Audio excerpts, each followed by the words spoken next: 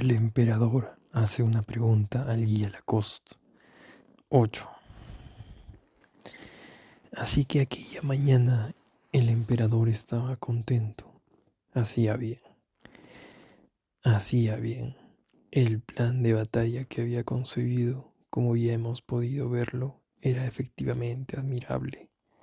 Ya entablada la batalla, sus peripecias muy diversas, la resistencia de Homonmont, la tenacidad de la Saint, Baudouin muerto, Foy fuera de combate, el muro inesperado contra el que se estrelló la brigada Zoe, el despiste fatídico de Guillemont, que no tenía ni petardos ni sacos de pólvora, las baterías hundidas en el barro, las 15 piezas sin escolta que arrojó Uxbridge por el camino encajonado, el escaso efecto de las bombas al caer en las líneas inglesas y hundirse en el suelo empapado de lluvia, sin conseguir sino volcanes de barro, de forma tal que la metralla no era sino salpicaduras, la inutilidad de las maniobras de Pear en Brain de Alud, toda aquella caballería, 15 escuadrones, casi anulada,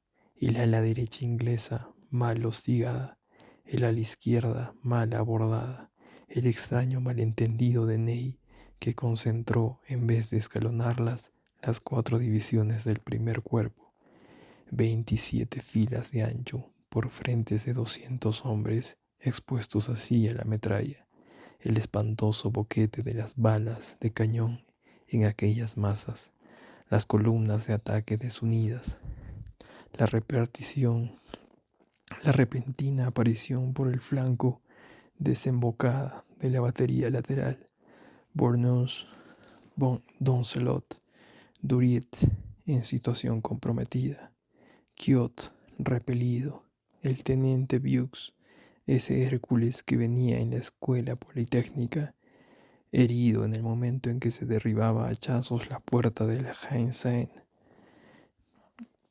mientras la barricada inglesa que cortaba el recodo de la carretera de Genappe a Bruselas disparaba desde más arriba. La división de Marcognet, atrapada entre la infantería y la caballería, a la que tiroteaban a quemarropa Best y Pack en los trigales y atacaba con arma blanca Ponsonby, su batería de 7 piezas, clavada, el príncipe de Sanoja, Weimar, apoderándose de la bandera del 105 regimiento y de la bandera del 45, observándolas, pese al conde d'Erlon, Frischemont, Snowmahin, aquel húsar negro prusiano que detuvieron los batidores de la columna volante de 300 cazadores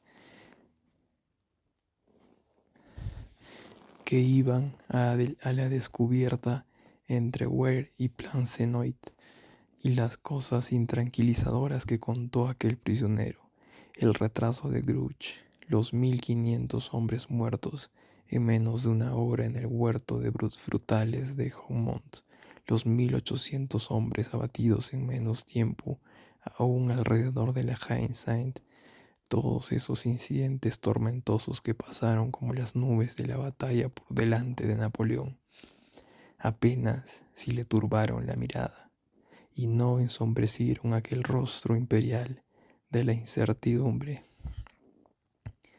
Napoleón estaba acostumbrado a mirar con fijeza la guerra. No hacía nunca cantidad a cantidad, la suma dolorosa de los detalles. Las cantidades le importaban poco, con tal de que arrojasen el siguiente total, la victoria. No lo alarmaba que los principios se descarriasen porque se creía amo y dueño del final. Sabía esperar, pues daba por hecho que él no estaba en juego y trataba el destino de igual a igual. Era como si le dijera a la suerte, no te atreverás. Luz a medias y sombra a medias, Napoleón se sentía protegido, el bien y tolerado en el mal. Podía contar, o creía que podía contar con una aveniencia con los acontecimientos, con una complicidad de estos, podríamos decir así, que equivalía a la invulnerabilidad que se daba en la antigüedad. No obstante, quien tenía a la espalda el Beresina, Leipzig y Fontainebleau tenía razones para pensar que había motivos de desconfianza en Waterloo. Un misterioso fruncimiento de entrecejo iba apareciendo en el hondo del cielo. En el momento en que Wellington retrocedió, Napoleón se sobresaltó. Vio de pronto que la meseta de Mont Saint-Jean se vaciaba y que el frente del ejército inglés desaparecía. Se estaba reuniendo, pero hurtaba el bulto. El emperador se enderezó a medias en los estribos, le pasó por los ojos el relámpago de la victoria.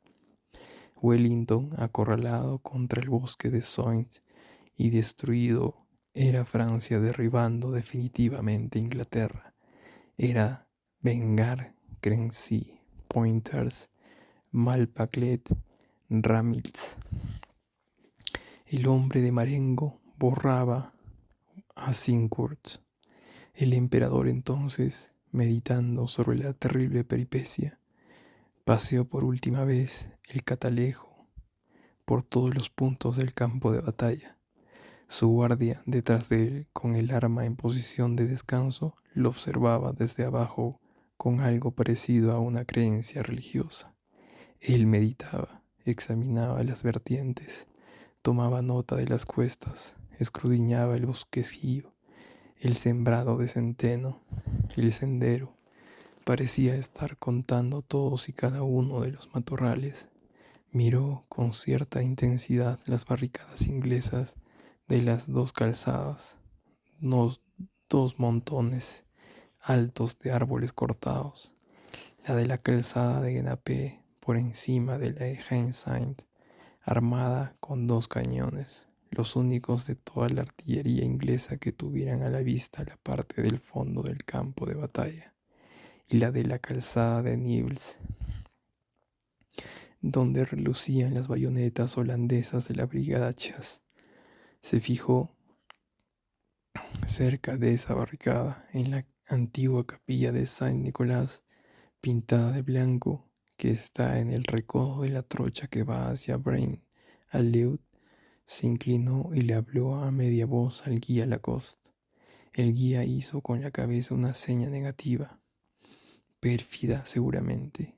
El emperador se enderezó y se ensimismó.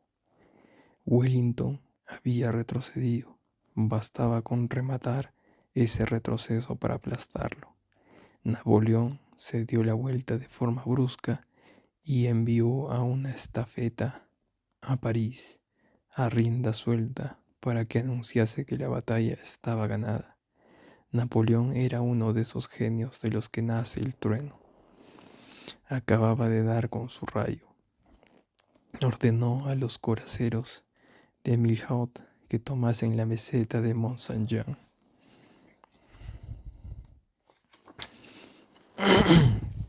9. Lo inesperado. Eran 3500. Formaban un frente de un cuarto de legua. Eran hombres gigantescos subidos en caballos colosales. Eran 26 escuadrones. Tenían detrás, para apoyarlos a la división de Lefrag Desnouds, los 106 gendarmes de élite, los cazadores de la guardia, 1197 hombres, y los lanceros de la guardia, 880 lanzas. Llevaban cascos sin penacho y coraza de hierro forjado, con pistolas de arzón en sus fundas y largo sable espada. Todos los habían admirado por la mañana cuando a las 9, a toque de clarín y con todas las bandas entonando "Velemos por el bienestar del imperio", se presentaron, columna prieta, con una de sus baterías en un flanco y la otra en el centro. Se desplegaron en dos filas entre la calzada de Genappe y la de Frischemont y ocuparon su puesto en la batalla en esa segunda línea tan potente que tan sabiamente había compuesto Napoleón, y que, con los coraceros de Kellerman en el extremo izquierdo y en el extremo derecho, los coraceros de Milhaud tenían, por así decir, dos alas de hierro. El ayudante de campo, Bernard, les llevó la orden del emperador. Ney sacó la espada y se colocó en cabeza. Los enormes escuadrones se pusieron en marcha. Se vio entonces un espectáculo formidable. Toda aquella caballería, con los sables en alto y los estandartes y las trompetas al viento, formada en una columna por división, bajo con el mismo pulso y con un solo hombre, con la precisión de un ariete de bronce que abre una brecha, la colina de la Belle Alliance se hundió en aquel fondo omnimoso donde había caído ya tantos hombres y desapareció entre el humo. Luego, saliendo de aquella sombra, volvió a aparecer del otro lado del valle, siempre compacta y prieta, subiendo a galope tendido a través de una nube de metralla que se le venía encima. La espantosa cuesta de la meseta de Mont Saint-Jean subían serios, amenazadores, imperturbables. En los intervalos de la mosquetería y de la artillería se oía ese ruido de cascos colosal. Como eran dos divisiones, iban en dos columnas. La división Wartier iba a la derecha, la división Delord iba a la izquierda. De lejos era como ver dos inmensas culebras de acero que se estiraban hacia la cresta de la meseta. Cruzaron por la batalla con un prodigio. No se había visto nada semejante desde que la caballería pesada tocó el reducto de Moscova. Faltaba Murat, pero ahí estaba Ney, otra vez. Era como si aquella mole se hubiera convertido en un monstruo y no tuviera sino una sola alma. Todos los escuadrones ondeaban, ondulaban y se henchían como un anillo de pólipo.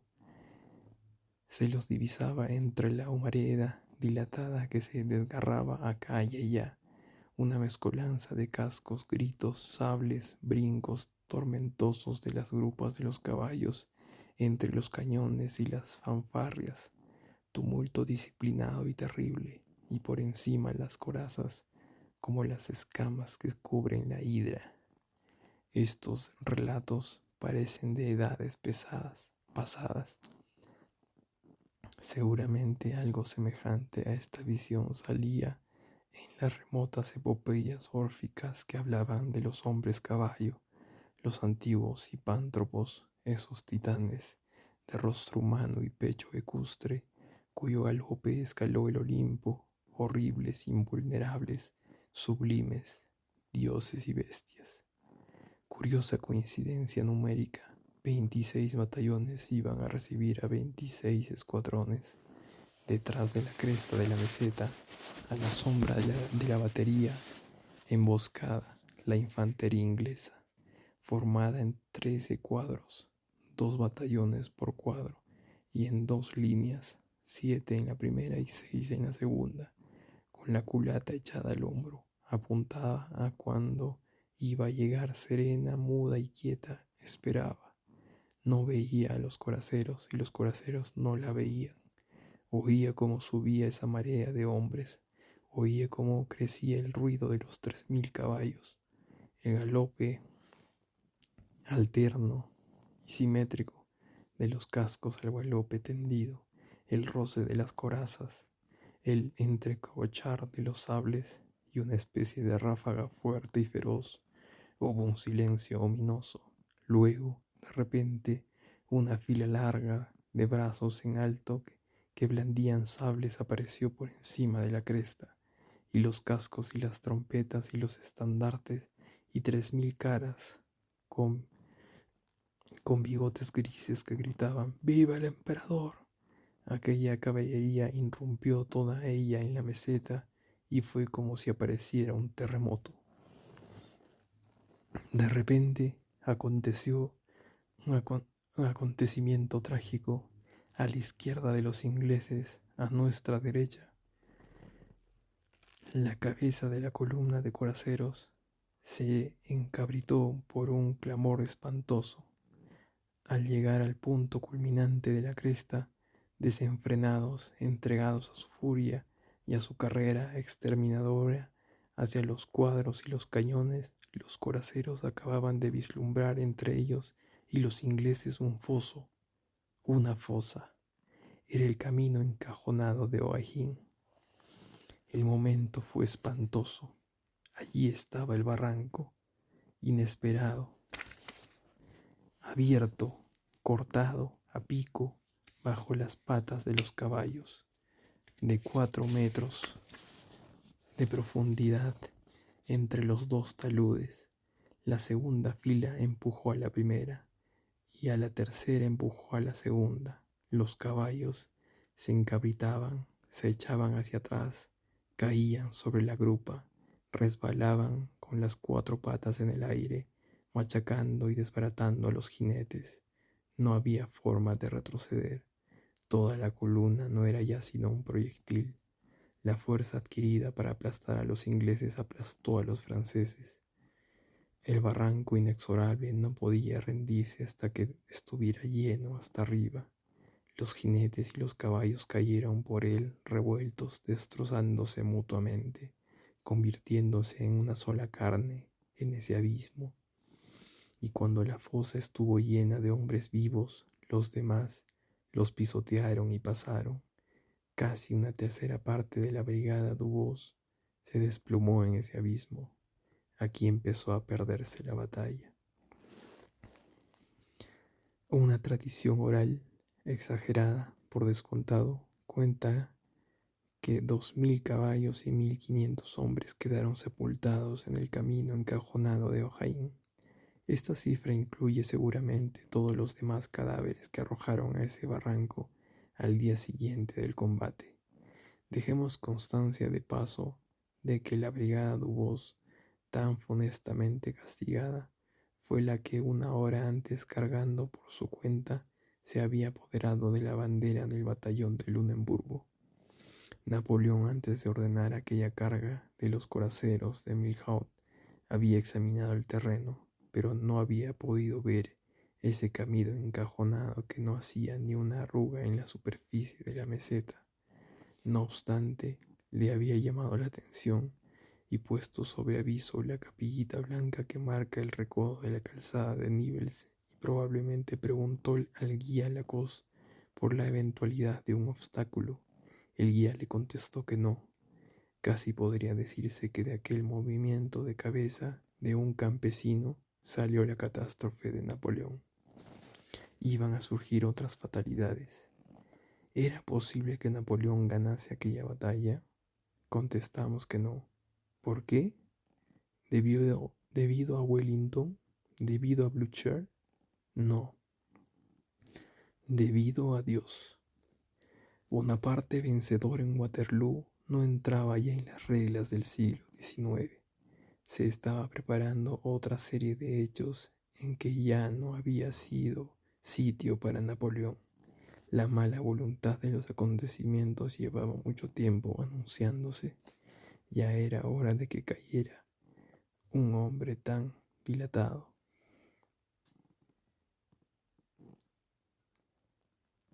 La fuerza de gravedad excesiva de ese hombre en el destino humano alteraba el equilibrio. Aquel individuo tenía más importancia él solo que el grupo universal. Esas pletoras de toda la vitalidad humana concentrada en una única cabeza. El mundo subiéndosele al cerebro a un hombre. Si tal cosa duraba, sería mortal para la civilización. Y la incorruptible equidad suprema le había llegado el momento de tomar medidas.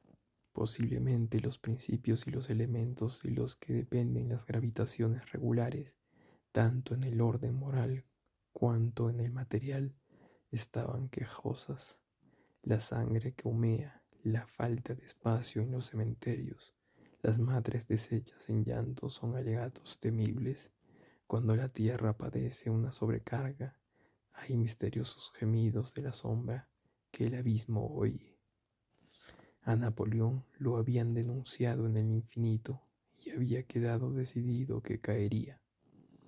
Era una molestia para Dios. Waterloo no es una batalla, es el cambio de frente del universo.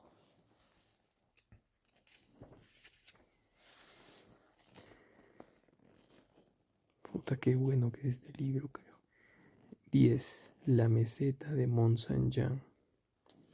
Al mismo tiempo que aparecía el barranco, salió a la luz la batería. 60 cañones y los 13 cuadros fulminaron a los coraceros a quemarropa. El intrépido general de Lord le hizo el saludo militar a la batería inglesa. Toda la artillería volante inglesa había regresado al galope de los cuadros. A los coraceros no les dio tiempo ni a hacer una pausa. El desastre del camino encajonado los había diezmado, pero no desanimado. Eran de esa clase de hombres que cuando menguan un número crecen en valor. Solo la columna Wattier había padecido el desastre. La columna de Lord, a la que Ney había hecho desviarse a la izquierda, como si prescindiera el escollo, había llegado entera. Los coraceros se arrojaron sobre los cuadros ingleses como una exhalación, a rienda suelta con el sable entre los dientes y empuñando las pistolas. Así fue el ataque. Hay momentos en las batallas en que el alma endurece al hombre para convertir al soldado en estatua y en que toda carne se vuelve granito. Los batallones ingleses ante aquel asalto ciego no se movieron. Lo que pasó entonces fue espantoso. Atacaron a la vez todas las caras de los cuadros ingleses. Los envolvió un movimiento giratorio frenético. Aquella gélida infantería siguió impasible. La primera fila, rodilla en tierra, recibía a los coraceros con las bayonetas. La segunda fila los tiroteaba. Detrás de la segunda fila los artilleros cargaban las piezas. La parte frontal del cuadro se abría. Dejaba pasar una erupción de metralla y se volvía a cerrar. Los coraceros respondían aplastándolos. Sus caballos enormes se encabritaban, franqueaban las filas, saltaban por encima de las bayonetas y caían gigantescos entre aquellas cuatro paredes vivas. Las balas de cañón abrían claros en los coraceros abrían brechas en los cuadros, desaparecían filas de hombres triturados bajo los caballos. Las bayonetas se hundían en los vientres de aquellos centauros y el resultado era una deformidad de las heridas que quizá no se vio nunca en parte alguna. Los cuadros que carcomía aquella caballería frenética menguaban sin inmutarse. Con reservas inagotables de metralla estallaban entre los asaltantes. El aspecto de aquel combate era monstruoso. Aquellos cuadros no eran ya batallones, eran cráteres. Aquellos coraceros no eran ya una caballería, eran una tormenta. Cada cuadro era un volcán al que atacaba una nube. La lava luchaba contra el rayo. Los primeros encontronazos aniquilaron casi por completo el cuadro que estaba más a la derecha, el más expuesto porque estaba desguarnecido. Lo componía el 75 Regimiento de Highlanders. El gaitero, que estaba en el centro, mientras los demás se examinaban en torno, bajando al suelo con hondo ensimismamiento la mirada melancólica colmada del reflejo de los bosques y los lagos, sentado en un tambor con la gaita escocesa bajo el brazo, interpretaba tonadas de las montañas. Aquellos escoceses morían pensando en el monte Lothian, de la misma forma que los griegos recordando Argos. El sable de un coracero, al cortar la gaita y el brazo que la sujetaba, acabó con el canto al matar al cantor. Los coraceros, que eran poco numerosos relativamente por haberlos menguado la catástrofe del barranco, se enfrentaban con casi todo el ejército inglés, pero se multiplicaban y cada hombre valía por 10. En estas, varios batallones hannoverianos se dieron. Wellington lo vio y pensó en su caballería. Si en ese preciso momento Napoleón hubiera pensado en su infantería, habría ganado la batalla. Ese olvido fue su fatal, mayor y fatídica. De pronto los coraceros asaltantes notaron que los asaltaban. Se les venía encima por la espalda la caballería inglesa, delante los cuadros, detrás Somerset. Somerset eran los 1400 hombres de la Guardia de Dragones.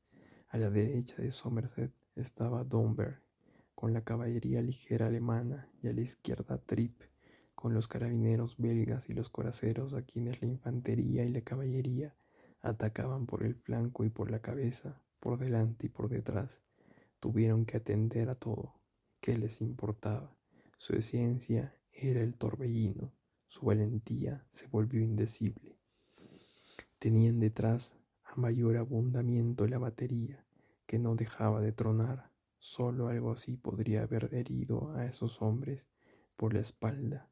Una de sus corazas, con el agujero de un vizcaíno en el omóplato izquierdo, está en la colección del Museo de Waterloo. Para franceses como aquellos, que menos que ingleses como aquellos.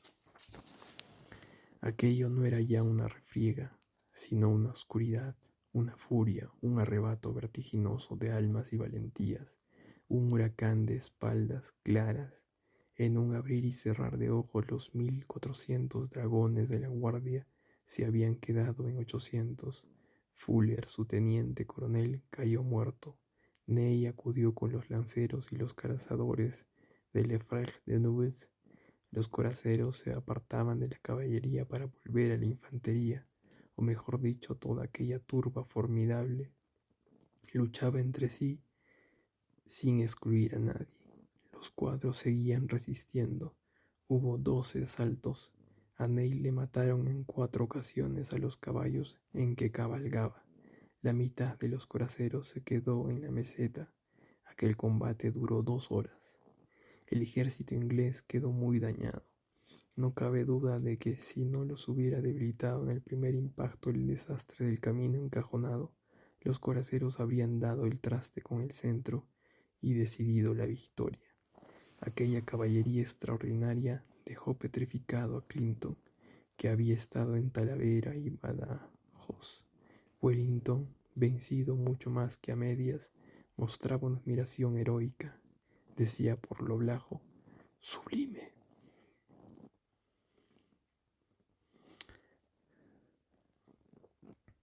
Los coraceros aniquilaron de 13 cuadros 7, se apoderaron de 60 cañones, o los clavaron y arrebataron a los regimientos ingleses 6 banderas. De 3 coraceros y 3 cazadores de la guardia se llevaron al emperador, que estaba delante de la granja de la Belle Alliance. La situación de Wellington había empeorado. Aquella extraña batalla era como un duelo entre los heridos encarnizados, que cada uno por su lado, sin dejar de combatir, resistiendo aún, se están desangrando. ¿Cuál de los dos caerá primero? En la meseta seguía el combate. ¿Hasta dónde llegaron los coraceros? Nadie podría decirlo. Lo que sí es seguro es que al día siguiente de la batalla, un coracero y su caballo aparecieron muertos en el armazón de la báscula de pesaje de carruajes del Mont Saint-Jean, en el punto preciso en que se cortan y coinciden las 4 carreteras de Nivelles, de Genappe, de La Hulpe y de Bruselas. Aquel jinete había cruzado las líneas inglesas.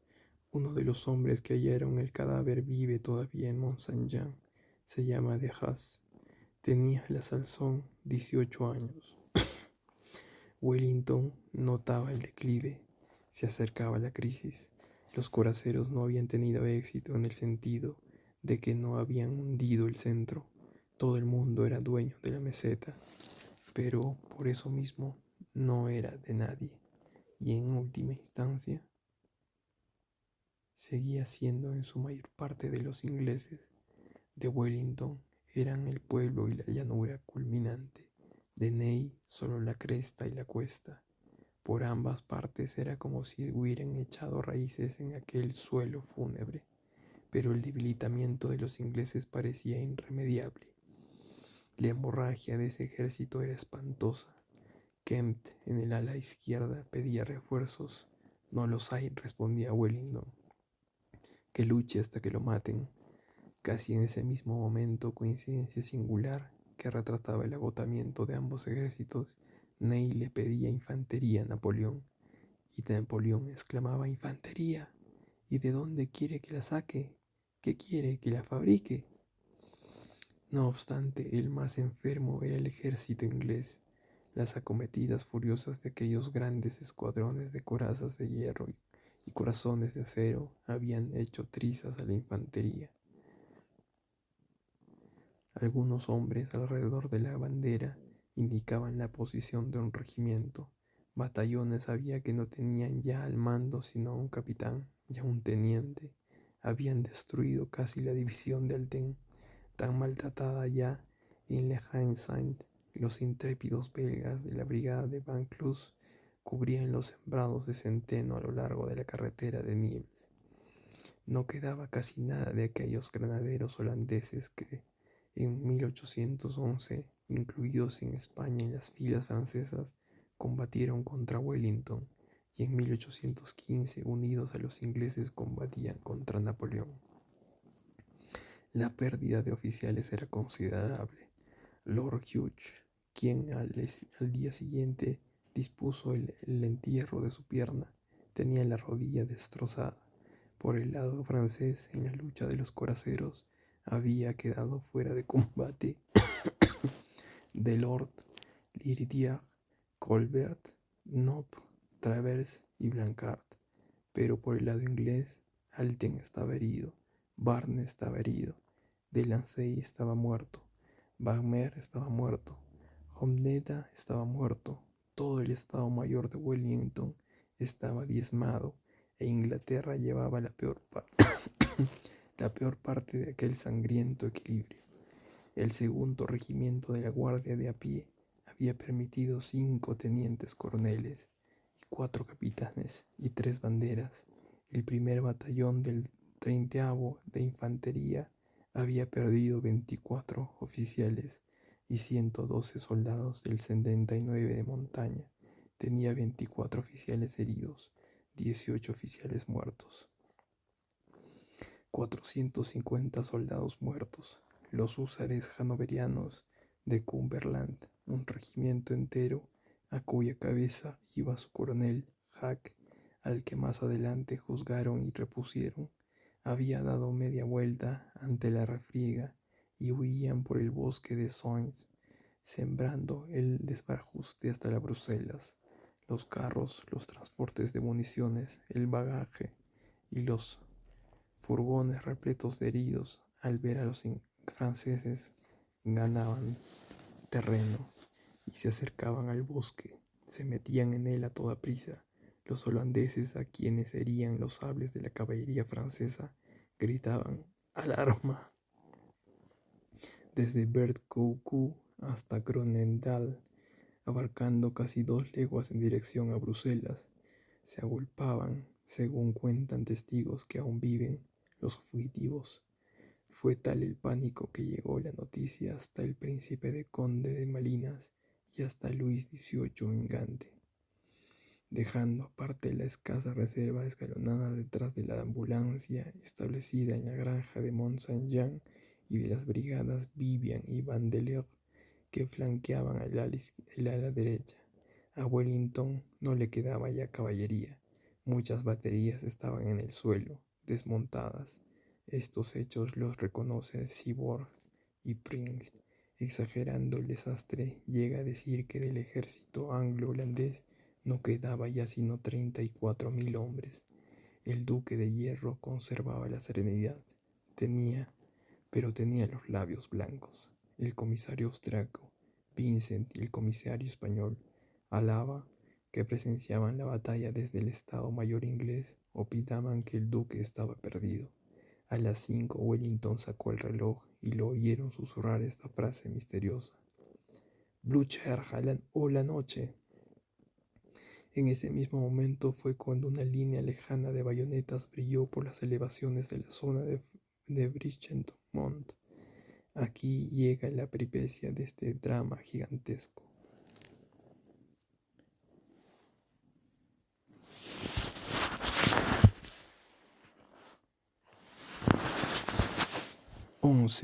Mal guía para Napoleón, buen guía para Bulow. Continuará.